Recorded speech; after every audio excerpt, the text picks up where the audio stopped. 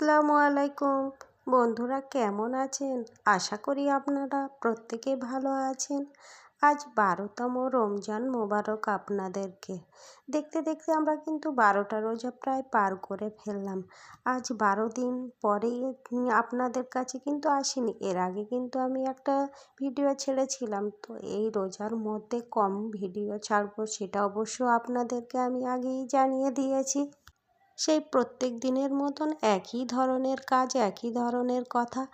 এই যে রমজান মাসে কিন্তু আমাদের একটা ডেলি রুটিনই থাকে। ঠিক ভোরের বেলা সেহরি খেতে সবাই মিলে একসঙ্গে উঠলাম।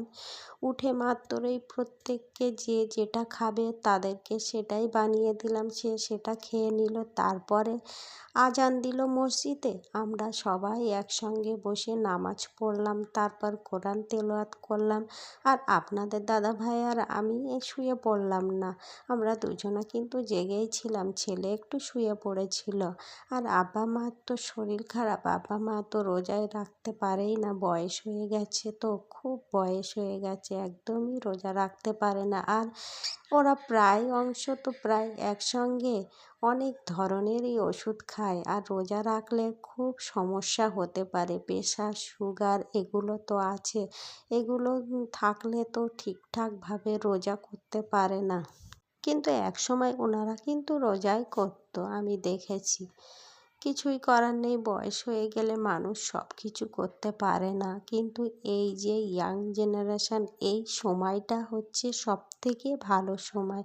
এই সময় কিন্তু আমাদের শুধুমাত্র সংসারের কাজ করলে চলবে না, সেই সাথে সাথে আমাদের নামাজ কালামটাই হচ্ছে সবার আগে। সংসারের সাথে নামাজ কালামটা পড়া অতি অবশ্যই প্রয়োজন। তো আমি কিন্তু আমার ছেলেকে ছোট্ট থেকে শিখিয়েছি রোজা রাখা। কিন্তু সে প্রায় 10 থেকে 11 বছর বয়স, তখন থেকেই কিন্তু প্রায় 1 মাস ধরে রোজা করে। এদিকে আমার ছেলের কিন্তু এক্সাম চলছে, কিন্তু একটা রোজা আর একটা তারাবি কিন্তু ও ছাড়ে না। এক্সামের মধ্যে দিয়েই কিন্তু ও রোজা রেখেছে, এটাই আমার খুব ভালো লাগে। রেজাল্ট ভালো হোক না হোক, কিন্তু এই যে আল্লাহর ইবাদত করছে, আল্লাহর কাজ করে, এগুলো আমার খুব ভালো লাগে, খুব গর্বও লাগে। কিন্তু একটা ছেলেকে শিক্ষিত করার থেকে ইসলামী ধার্মিক সমস্ত কিছু শেখানোটাই হচ্ছে সবথেকে ভালো কাজ। আমাদের আব্বা আম্মার কাছেই তো শেখা। যে ছেলে শুধুমাত্র যে বাংলা পড়াশুনো নিয়ে থাকবে তা নয়, তার সঙ্গে ইসলামিক ধার্মিক তার মধ্যে ধরিয়ে দেওয়া অতি অবশ্যই একজন বাপ বা মায়ের কর্তব্য। এক সময় কিন্তু আল্লাহ তাআলা বলবে যে আমাদেরকেই ধরবে যে তুমি তোমার সন্তানকে কিভাবে মানুষ করেছেন। সমস্ত কিছুর তো টিউশনি দিয়েছিলেন, এত টাকা অত টাকা খরচ করলেন, কিন্তু আসল জিনিসটা কি তাকে শেখাওনি? সেই জন্যে প্রত্যেক বাপ মাকেই কিন্তু সন্তানের উপরে অতি অবশ্য কর্তব্য থাকে তাকে ইসলামিক ধার্মিক দিক থেকে ঠেলে দেওয়া। কিন্তু আমি করেছি, কিন্তু ও কিন্তু আমার থেকে বেশি আগ্রহ বা উৎসাহ।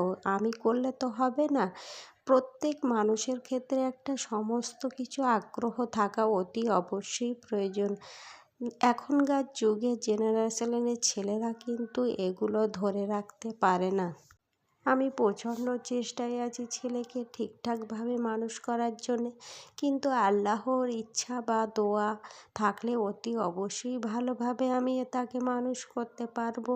আর সেই সাথে আপনাদের দোয়া ও ভালোবাসা আমাদের ফ্যামিলির উপর যদি থাকে, তাহলে প্রত্যেকের দোয়া ভালোবাসা থাকলেই তাহলে সেই সংসারটা সংসারের মতনই হয়।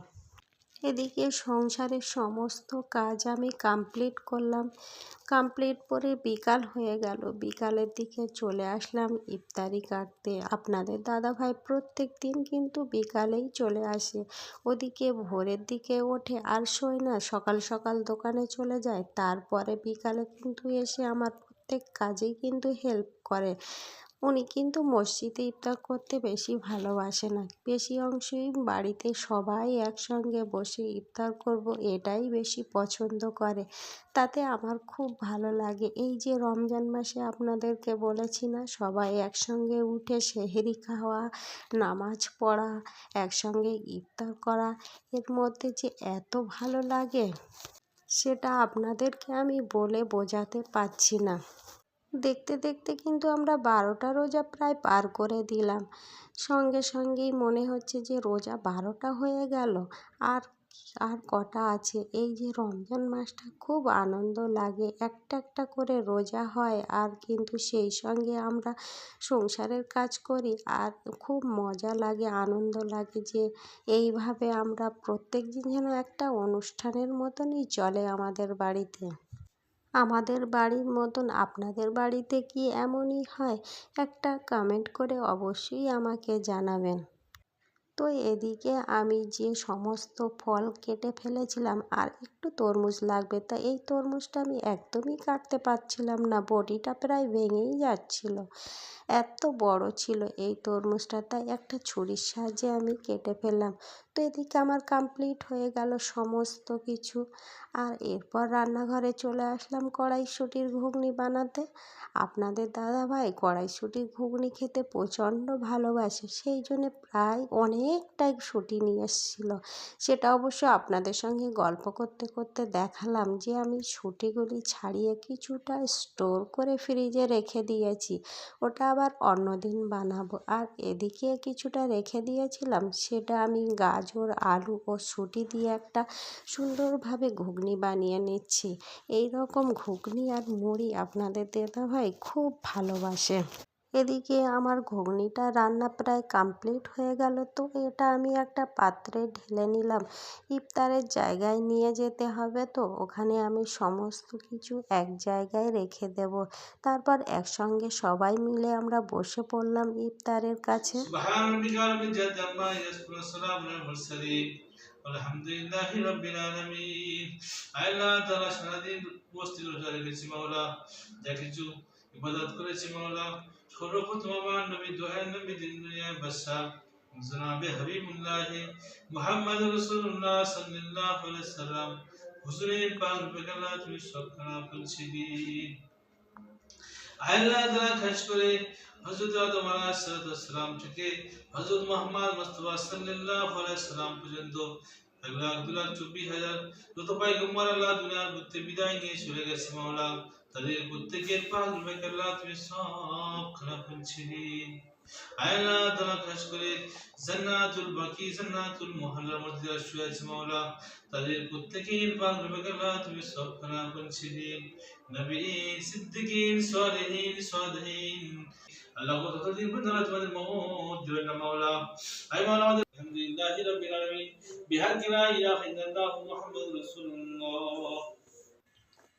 আপনাদের দাদাভাই দোয়া কমপ্লিট করলো, তারপর মসজিদে আজান দিল, আমরা সবাই একসঙ্গে ইফতার করলাম। তো খুব ভালো লাগে আপনাদের দাদাভাইয়ের এই দোয়াটা। ছেলের এক্সাম চলছে বলেছিলাম, দেখেন ঘরের কি অবস্থা করেছে, দেখেন ও কিন্তু এদিকে নেই। আল্লাহ হাফেজ।